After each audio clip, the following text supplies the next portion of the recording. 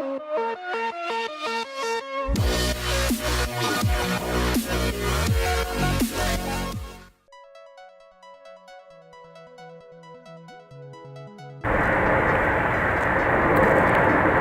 so I wanted to give you guys a tutorial on how to activate your cruise control in a Toyota.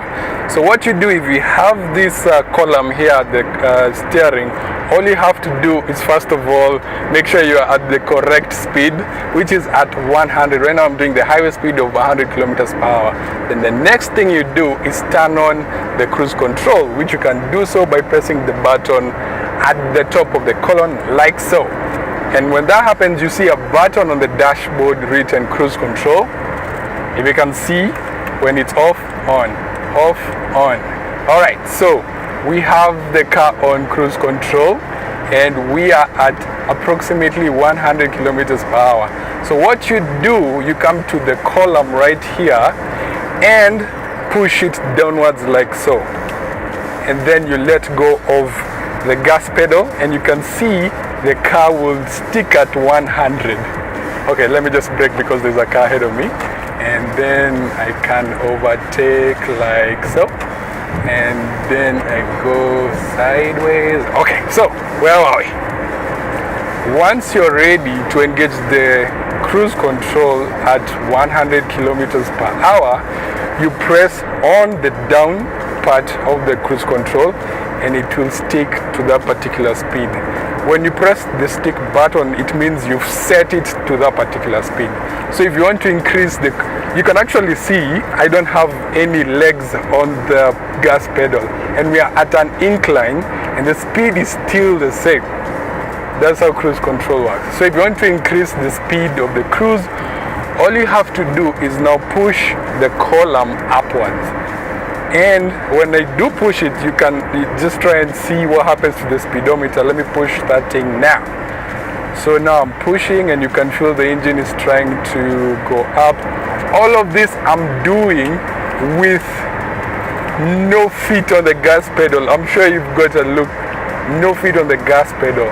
And right now we are going on an incline, so it will stay at 110 kilometers per hour, which is the highway speed, and we are on a hill.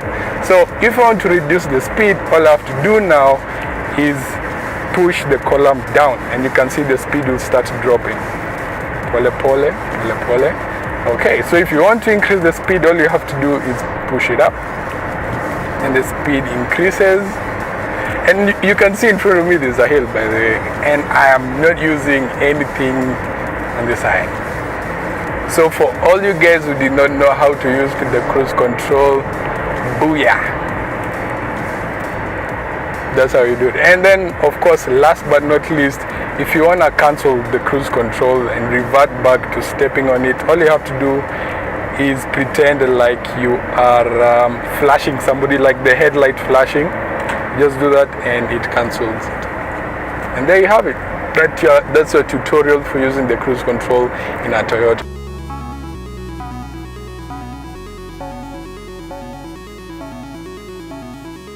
Like the RAV4, you can get the same line of engines that this, like the Vanguard can have, but the best one will be definitely the V6, which will give you more than 170 horsepower, which I think is more than enough to ashame quite a lot of even European and Subaru and Mitsubishi cars. That is, if they're not tuned. If they are not tuned, petrol heads. So now what I've noticed with this car is it doesn't have a lot of legroom to play with. So if you're tall or if you're a big-bodied person, that should be something you need to be worried about. But you sit as high as I think as a Prado. And what I also like is that you can get the electronic adjusted 3 or 4-way seat adjustment. That means it's all electronically controlled. That's something I didn't see on the RAV4. You can bring it back, bring it forward with only a touch of a button. So now that we have seen what this thing can do, let's see how it drives. And all I have to do, since I have the keyless entry, is just push a button and the car comes alive. That's what I'm talking about. Okay, so before we drive the sunroof, you can definitely, sorry about that, my music. So you can get the shade up or down. If you want to remove the window so that you can let your girlfriend scream out of the car, you can also do that by, you know, making it open like okay, chill. Let me find the right button to slide open, and voila, yes, fix. That was a close one. So you can actually open it like that and bring it back on the same. So the only thing that was confusing to me was that this switch had a tilt up button, and it works the same as bringing this whole sunshade back. So that means if you are bringing the sunshade back, you need to press this button, of which I'd like you guys to come and check out. The tilt up also is the same button to bring back the sunshade. So if I press the tilt up, it comes back and it tilts the sunroof like so. So that's what it was confusing me, because I was pressing slide open, but when I pressed slide open from when the sun was tilting up, the sunroof was tilting up, it was just coming down, and I was thinking it was closing, like what the hell is happening? But yeah, it takes a bit of knowing to get used to. So let's go. Put it on D, and I can say still drives like a RAV4, but I'm sure you can get very different engines, but this car has the 2.4 liter engine. That means you can, the new Prados that are coming out, you can get them at 2.7. So there isn't much of a difference in terms of size, but of course performance will be a bit different. The Prado will have more torque than the Vanguard, but I would say if you don't want something as big as the Prado, the Vanguard will just suit you as well. Now, as I'm driving this car, I can tell you straight away this car feels it's huge. I like the bonnet, it's far out, the visibility is quite okay. You can actually see the back really good, see out really well. Yeah, not bad.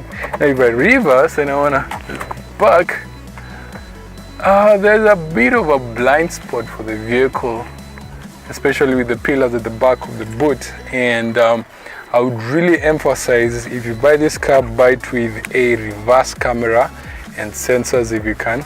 That way it becomes more safer for you to navigate your way if you're driving backwards or navigating through tight spaces. Now, the steering is, how do I put it? It's not as sharp as I'd hoped, but it does go where you point it. You stepped on the car and 2.4 grants into pace really well. I love this car because you can actually overtake when you feel like you want to overtake, just like the RAV4. You step on it and it just wants to fly and just go and just go and just go. Like right now, I just, there we go, 40, 60, and then brake. Okay, all right. I'm sure guys outside are like, why is this guy showing off? Or I'm an afunzwa. So anyway, back to where I was saying. The driving, I like it. I like the throttle response. The brakes can sometimes feel a bit spongy and it can fade out. That's something you need to be careful about when you are hooning with this vehicle. But for guys who are family oriented, this car is perfect. It's a nice blend of the RAV4 and a Prado, and it gives all the practicality in terms of space and convenience. Because if you want luxury but then you want to feel, you don't want something so bulky and expensive, this is a car that you will definitely need to buy. Definitely. I don't see a young person buying this car unless probably no, I don't see somebody young buying this car. Definitely this is something for the family guys and folks, and it has the amount of energy you will need to go and hold everything you want with you. And yes.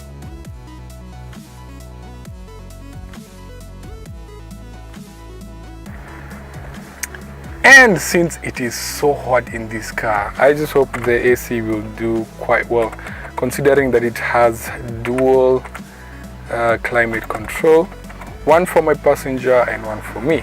So all I gotta do is set it on high and reduce the temperature to low, and let me just close the windows and find out whether it...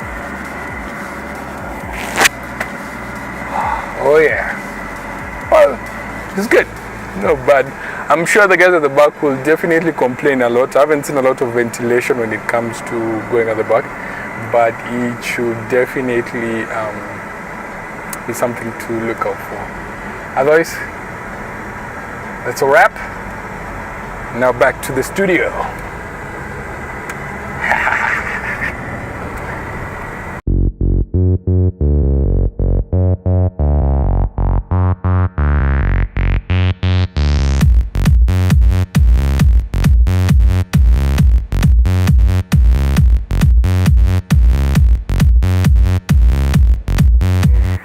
What I would say with the handling is that it doesn't have a lot of body roll. I thought it would, but it doesn't.